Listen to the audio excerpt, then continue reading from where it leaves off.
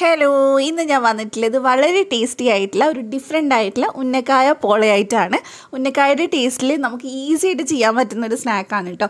അപ്പോൾ എന്തായാലും ഒരു തവണ ഒന്ന് ട്രൈ ചെയ്ത് നോക്കുക. പിന്നെ ആദ്യമായിട്ട് ഈ ചാനലിൽ വന്നവരുണ്ടെങ്കിൽ ഒന്ന് സബ്സ്ക്രൈബ് ചെയ്ത് സപ്പോർട്ട് ചെയ്തേക്കണേ.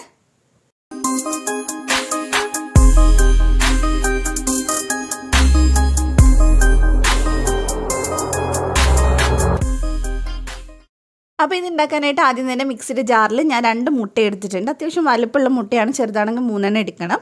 പിന്നെ ഇതിലേക്ക് ഞാൻ എടുക്കുന്നത് 2 നേന്ത്രപ്പഴമാണ്. നേന്ത്രപ്പഴം എടുക്കുമ്പോൾ പ്രത്യേകം ശ്രദ്ധിക്കുക, നല്ല പഴുത്ത നേന്ത്രപ്പഴം തന്നെ എടുക്കുക. അപ്പോൾ അത് നമുക്ക് ചെറിയ പീസായി കട്ട് ചെയ്ത് ചേർത്ത് കൊടുക്കാം.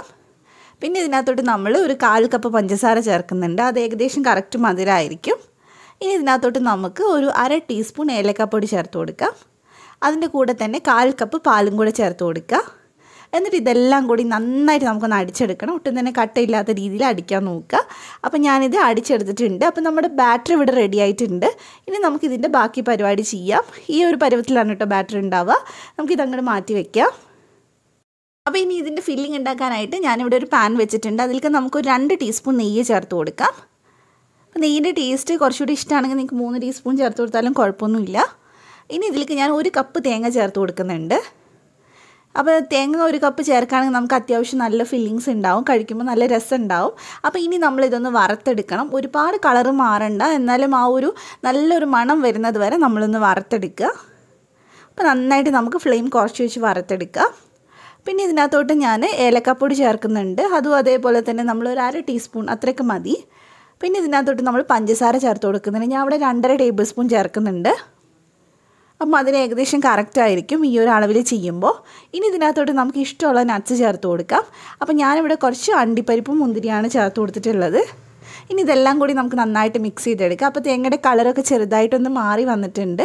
ഏകദേശം ഈ ഒരു പരുവം തന്നെ മതി. നമുക്ക് ഒരുപാട് ബ്രൗൺ കളർ ആവേണ്ട ആവശ്യമില്ല.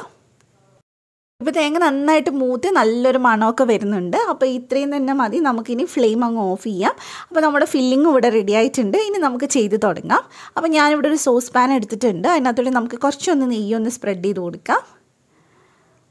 അതിനുശേഷം നമുക്ക് ഇതിനകത്തോട്ട് ഫസ്റ്റ് കുറച്ച് ബാറ്റർ ഒഴിച്ച് കൊടുക്കാം. നമ്മൾ ഉണ്ടാക്കിയതിൽ നിന്ന് പകുതി ബാറ്റർ ആദ്യം ഒഴിച്ച് കൊടുക്കുക. എന്നിട്ട് നമ്മൾ ഏറ്റവും ലോ ഫ്ലെയിമിൽ വെച്ചിട്ട് ഇത് കുറച്ച് ഒരു 1-1.5 മിനിറ്റ് ഒന്ന് വേവിച്ചെടുക്കുന്നുണ്ട്. ഒന്ന് അടച്ചു വെച്ച് വേവിച്ചാൽ മതി, പെട്ടെന്ന് തന്നെ റെഡിയാവും. ഈ സമയത്ത് നമ്മൾ അടിയിൽ തവയൊന്നും വെച്ചിട്ടില്ല കേട്ടോ. അപ്പോൾ പകുതി ബാറ്റർ ഒഴിച്ചിട്ടുണ്ട്. ഇനി നമുക്കിത് അടച്ചു വെച്ചിട്ട് 1-1.5 മിനിറ്റ് ഒന്ന് വെയിറ്റ് ചെയ്യാം. ലോ ഫ്ലെയിമിൽ തന്നെ ചെയ്യുക. അപ്പോൾ അത് 1 മിനിറ്റൊക്കെ കഴിഞ്ഞപ്പോൾ തന്നെ ഇത് നന്നായിട്ടൊന്ന് സെറ്റായിട്ടുണ്ട്. മേൽഭാഗം അങ്ങനെ ഒത്തിരി സെറ്റ് ആവേണ്ട ആവശ്യമില്ല. നമുക്ക് ആ ഒരു ഫില്ലിങ് ഇട്ട് കൊടുക്കാൻ പാകത്തിനായാൽ മതി. അപ്പോൾ ഇനി നമ്മൾ ഉണ്ടാക്കി വെച്ചിട്ടുള്ള ഫില്ലിങ്സ് മൊത്തമായിട്ട് അങ്ങ് ഇട്ട് കൊടുക്കുക. സൈഡിലേക്ക് അങ്ങനെ ഒത്തിരി ആക്കണ്ട, എന്ന് വെച്ചാൽ നമുക്കതിങ്ങനെ ചിലപ്പോൾ വിട്ടു പോകാൻ സാധ്യതയുണ്ട്. അപ്പോൾ ഫുള്ളായിട്ട് നമ്മളിത് ആ ഒരു ഫില്ലിങ്ങൊക്കെ വെച്ച് കൊടുത്തിട്ടുണ്ട്. ഇനി ഇതിൻ്റെ മുകളിലായിട്ട് നമുക്ക് ബാക്കിയുള്ളതും കൂടി വെച്ച് കൊടുക്കുക. കുറച്ച് ഫില്ലിങ് ഇങ്ങനെ പുറത്തിങ്ങനെ ഇടയ്ക്ക് കാണുന്നുണ്ടെങ്കിലും കുഴപ്പമൊന്നുമില്ല, അത് വെന്ത് വരുന്ന സമയത്ത് ശരിയായിക്കോളും. നന്നായിട്ട് മാക്സിമം കവർ ചെയ്യാൻ നോക്കിയിട്ടുണ്ട്.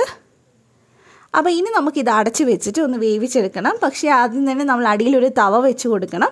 അതിനുശേഷം ആ തവ ചൂടായതിന് ശേഷം വേണം നമ്മൾ ഈ പാൻ വെച്ച് കൊടുക്കാനായിട്ട്. എന്നിട്ട് ലോ ഫ്ലെയിമിൽ നമ്മൾ ഏകദേശം ഒരു 30 തൊട്ട് 35 മിനിറ്റ് വരെ വേവിച്ചെടുക്കുന്നുണ്ട്. അപ്പോൾ ഏകദേശം എനിക്കൊരു 35 മിനിറ്റ് ആയിട്ടുണ്ട്. അപ്പോൾ അത് ഓരോരുത്തർ എടുക്കുന്ന സോസ് പാൻ്റെ വലുപ്പത്തിനനുസരിച്ചിരിക്കും. അപ്പോൾ ഇടയ്ക്കൊരു 15-20 മിനിറ്റ് ആകുമ്പോൾ ഒന്ന് തുറന്ന് നോക്കിയാൽ മതി. അപ്പോൾ ഇതിവിടെ നന്നായിട്ട് വെന്തിട്ടുണ്ട്. ഞാനൊരു സ്ക്യൂർ വെച്ച് കുത്തി നോക്കിയിട്ടുണ്ടായിരുന്നു. അപ്പോൾ ഇനി നമ്മൾ ഈ സൈഡും കൂടെ തിരിച്ചിട്ടിട്ട് ഒരു 2 മിനിറ്റും കൂടി ഒന്ന് വേവിച്ചെടുത്താൽ നമ്മുടെ ഉന്നക്കായ പോൾ ഇവിടെ റെഡി ആയിട്ടുണ്ട്. ശരിക്കും ഉന്നക്കായയുടെ ടേസ്റ്റാണ്, പക്ഷേ ഉണ്ടാക്കാൻ വളരെ സിമ്പിളാണ്. നിങ്ങൾക്ക് കണ്ടപ്പോൾ തന്നെ മനസ്സിലായിട്ടുണ്ടാവും. അപ്പോൾ എന്തായാലും ട്രൈ ചെയ്യുക, എന്നിട്ട് ഫീഡ്ബാക്ക് പറയുക. റെസിപ്പി ഇഷ്ടമായിട്ടുണ്ടെങ്കിൽ ചാനലൊന്ന് സബ്സ്ക്രൈബ് ചെയ്യുക. തൊട്ടടുത്തുള്ള ബെല്ല് ക്ലിക്ക് ചെയ്തിട്ട് ഓളോട് ക്ലിക്ക് ചെയ്യുക. എന്നാൽ മാത്രമേ ഞാൻ വീഡിയോസ് ഇടുമ്പോൾ നോട്ടിഫിക്കേഷൻ വരുള്ളൂ. അപ്പോൾ ഇൻഷാ അല്ലാഹ് മറ്റൊരു നല്ല വീഡിയോ ആയിട്ട് നമുക്ക് വീണ്ടും കാണാം. Thank you for watching.